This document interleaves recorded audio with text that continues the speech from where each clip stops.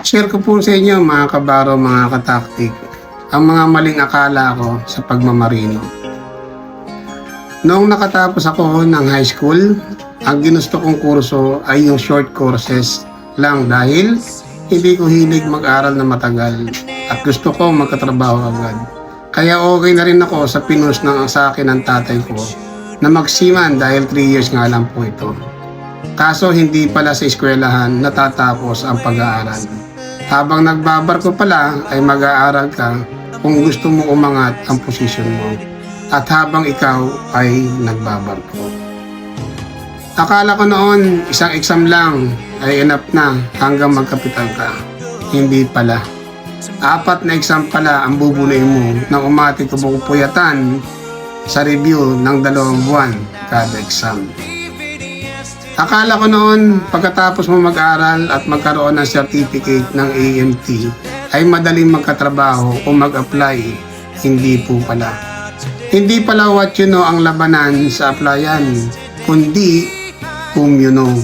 Buti na lang at meron akong kakilala na classmate na nakapasok na sa company na nag-inform sa akin na merong opening or exam para sa OJT applicant. Kaya nadiskartehan ko pa rin kahit paano. Akala ko po noon madali lang mag-apply, mahirap pala. At merong mga requirements gaya ng height limit na kung saan kulang ako ng 1 pulgada or 1 inch. Buti na lang, pasado ang grado at exam ko.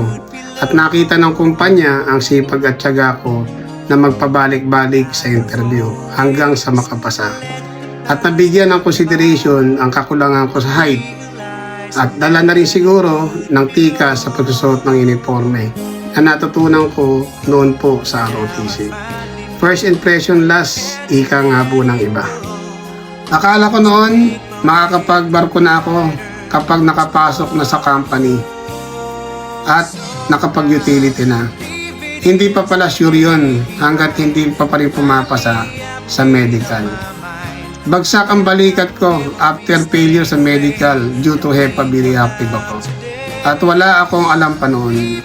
Medyo nawala ang sigla ko sa office work at napansin yun ng mga boss ko na accountant.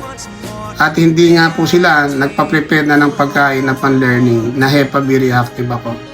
Pero sa awa tulong din po nila, nag-suggest po sila na magpa-HEPA profile daw po ako at gastos po nila. Sila pa po ang una nakaalam ng results kaya pagkagaling ko sa assignment ko outside office, sabi nila i-prepare ko na raw ang pagkain nila at fit to work na raw po ako dahil healthy carrier naman daw po ako. Akala ko noon madali lang magbarko. Excited pa ako at walang kaba kahit solo flight pa ako. Dahil nga first time ko rin makasakay ng aeroplano.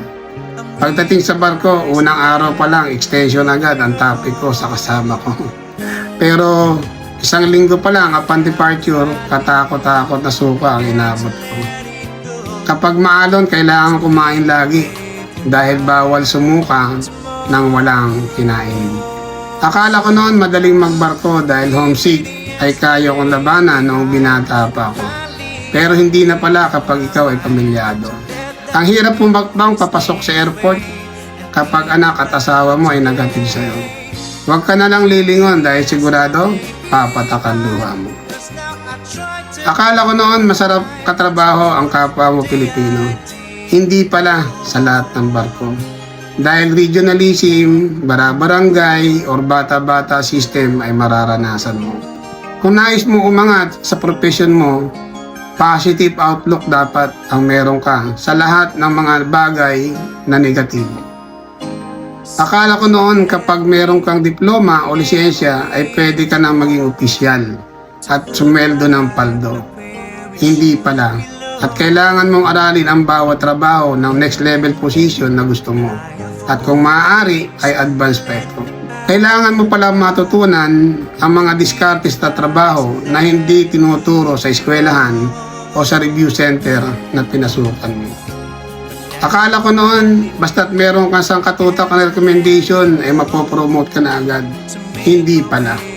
Need mo pa pala makapasa sa assessment ng kumpanya o sa promotion committee nila. para makuha mo ang kanilang matamis na oo. Akala ko noon, madali lang maging opisyal. Hindi pala. Dahil lumalaki ang sweldo mo at pati ang responsibilidad mo. Di gaya ng ultimo o ratings na magaan ang responsibilities pero magbigat ang duties.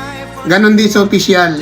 Habang tumataas ang posisyon, gumagaan ang duties pero bumibigat ang responsibilities.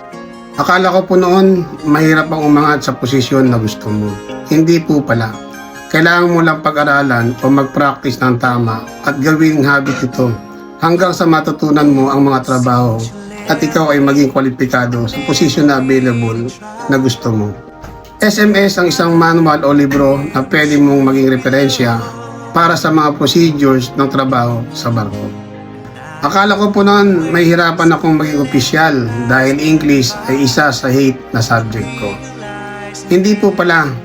Kailangan mo lang pala na mag-practice o magbasa lagi ng mga English books o publication para English understanding mo ay ma-improve o mahasa. Yung IMO book gaya ng SMCP ang isa sa magandang basahin para na rin sa mga tamang kaalaman sa English communication sa pagmamarino o pagbabarko. Ang akala ko po noon mahirap maging chiefmate o kapitan sa pagmamanage ng crew at trabaho. Hindi pala. Kailangan mo lang ang leadership traits at principles at alamin kung ano ang meron ka at kulang pa sa mga yon. Idagdag mo na rin ang Code of Ethics or 7 Cardinal Points of Character upang maging guide mo sa iyong mga actuations. At ang pinaka-importante at nag-iisang rule na di mo dapat kalimutan, ang Golden Rule.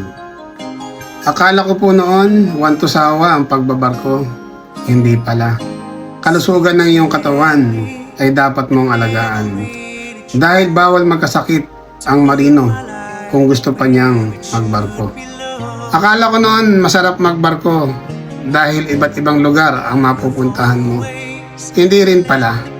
Dahil part lang ito ng nature of job ng marino. Dahil pabago-bagong klima ang kalaban mo. Akala ko noon masarap magtampisaw sa yelo o sa snow. Hindi rin pala at sa unang experience lang pala ito. Dahil kapag malamig at nagyayelo, ang hirap humanap ng matataguan mo. At ang bigat ng suot mo at hirap maghubad kapag ikaw ay biglang tinawag ng kaligtasan sa banyo. Akala ko noon kapag malaki na ang sweldo ay enough na para makaon sa kahirapan. Hindi rin pala. Kailangan pala mas malaki ang ipon kaysa sa gastos para masabi mong ikaw ay mayroong positive asset at hindi negative. Kailangan pala kada bakasyon ay mayroong kang achievement sa profesyon o karir mo at sa financial industry para preparasyon sa iyong pagre-retiro. Akala ko noon kapag marami ka na experience, hindi ka na maaalis sa kumpanya mo o patuloy na makapagbabarko. Hindi pala. Dahil age limit, ay baka abutin mo nang hindi ka pa handa sa pagre-retiro at mga bagong henerasyon ng marino ay nakaabang at handa nang pumalit sa kinalalagyan. Noong ikaw ay nagsisimula, di ka matanggap sa pag-apply dahil experience, ikaw ay kulang o wala at dahil ikaw ay bata. Ngunit sa paglipas ng panahon, di ka rin matatanggap hindi dahil sobra sa experience kundi ikaw ay sobra sa edad o tanda.